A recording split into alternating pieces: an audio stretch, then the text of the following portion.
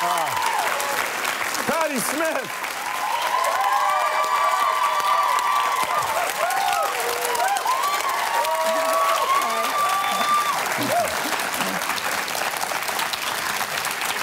How are things? Great. I'm really happy to be here. I'm happy that you're here. And congratulations. I saw you won something, but I can't remember what you won. But, but congratulations anyway. You're very sweet to say that. Thank you very much. Congratulations on your show. Thank you. This is this. I went and saw it. I loved it. Your photos and these little artifacts that you've collected over the years. There's a real, there's a lot of death that's a part of this exhibit and a lot of the stuff that you've done, but it doesn't feel like it's about death in a way. It's just you've got this collection of stuff connected to other people's death. Well, I think it's because so many people I love have died. I mean, I've lost in 4 years 4 of the most important men in my life, and then after my father, my mother, I've lost so many people that I've loved, and also so attached to great artists who were dead before I was born, and then friends of mine like Allen Ginsberg or William Burroughs, so many people, and I keep them close at hand. I don't think of all of these people. I know physically they aren't here, but they're a part of my daily life. Mm-hmm. You know, I sometimes, you know, hear my friend Robert or Mapplethorpe, or, you know, my brother. My brother is always with me, spurring me on. In the movie, this beautiful doc that you did, you talk about how the passing of your brother just made you a better person. Yes.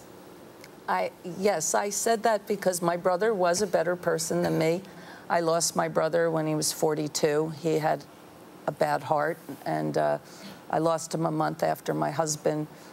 And when he died, a lot of his goodness, his openness, his supportive, you know, a lot of his things that were his, I could feel within me. And really, he resonates so much that I feel just a better person for carrying him around with me. Do you ever, I know although I'm not as good looking. Somehow the good looks didn't come out, but... Listen, and it would be inappropriate for me to disagree with you, but no, I disagree with you. Go ahead. No, please. You're Patti Smith. You're my. When people ask me in interviews, who's your girlfriend, I say Patti Smith. Oh. So that's sort of how it goes. It's fine with me. However, I know as well, listen, I have to be truthful, right? Everybody at home knows it, so you might as well know it. When you're in a moment where your contemporaries, your friends, are all ultimately considered heroes by successive generations, do you know that's happening when it's happening? Sometimes. Not always. I mean, sometimes people say to me, oh, you know, I read your book, and it's like you act like you only hung out with famous people. Well, they weren't famous back then. I mean, they were struggling, or even Allen Ginsberg was struggling. I mean, he was beloved, but struggling. And, you know, I hung out with Sam Shepard. He was making his way, and Jim Carroll was a starving poet. These people, you know, they were my friends, you know, and Robert, of course, struggling. And at that time, we just wanted to eat, you know. My main concern when I was young, I don't care if I was sitting in a room with Janis Joplin or, you know, any of these people that I met, was how I was going to get my next meal. You know, and often I'd be in a room with a lot of famous people or at a party or something, and what was I doing? I had a paper bag, and I was putting food in it for later. So, you know, my concerns were different.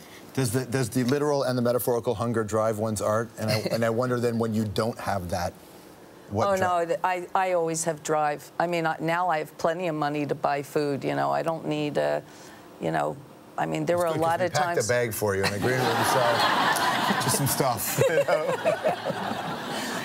This is where my mind was first blown watching Patti Smith. Let's go back to Saturday Night Live. Watch this. Jesus died for somebody's sins, but not mine.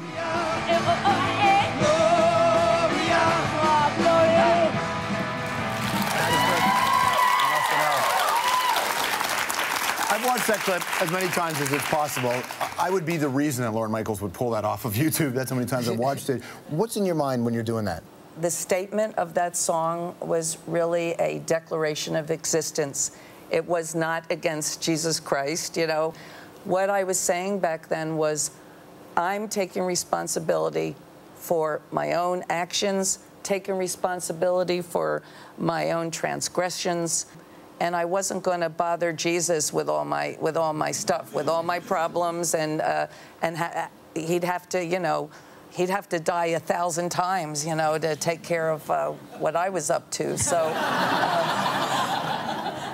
so it was really just, it was joyful. More with Patti Smith right after this.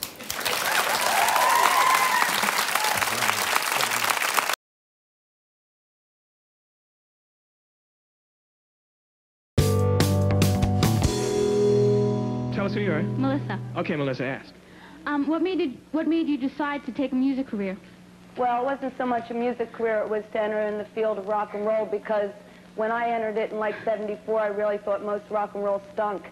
And I thought if somebody didn't get in there and start working, it was going to become a big business instead of a powerful force for us kids, myself included. All right, all right.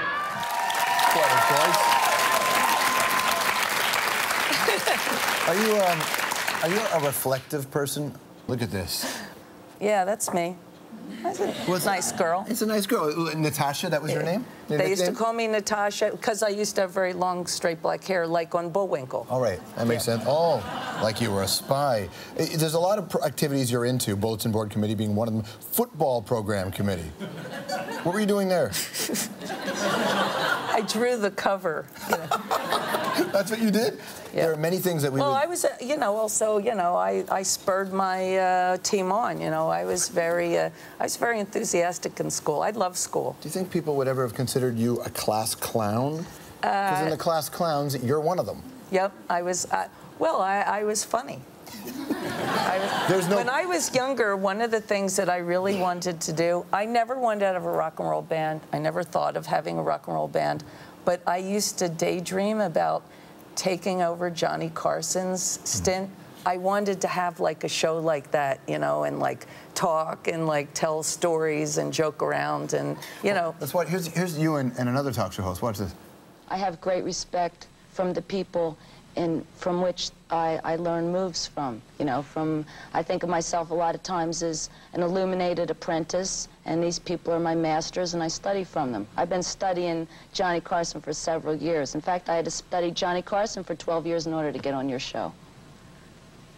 Tom, come on. Move it. No, this is moving fine. If you're on a talk show, sit in the talk show. No, you're so good. No, I like you so much. You stay good. Believe me, it's a tribute to you that I don't want to take over your gig. Well, listen, you can have it. It would be all right. What do you learn from studying people like Carson? Well, the best thing I learned from Johnny Carson was an ability to improvise and to spar, because when I started performing, I was not well loved. I mean, people were like, comb your hair, or, you know, get back in the kitchen, or whatever they would say. Album covers with armpit hair, which is amazing, but at the time, people freaked out. Yeah, people freaked out, but even before I recorded, I got a lot of people yelling at me, mostly to get off the stage. And so I always pulled from Johnny, because he's like a human parachute. You know, he can bail out of any situation. And I always, you know, was able to one-line them, you know, to shut these guys up, mostly, truthfully, guys.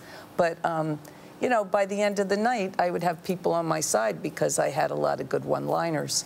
And I learned that from Johnny, not to be intimidated, not to fall apart or, you know, feel like a lesser being, but, you know, to pull out something, one-up them, pull out, you know, they think they're so cool, step back and lay something on them and be cooler. So. What a real pleasure. Thank you so much. Oh, thank you. Patti Smith, everybody. See the exhibit. It's called Camera Solo.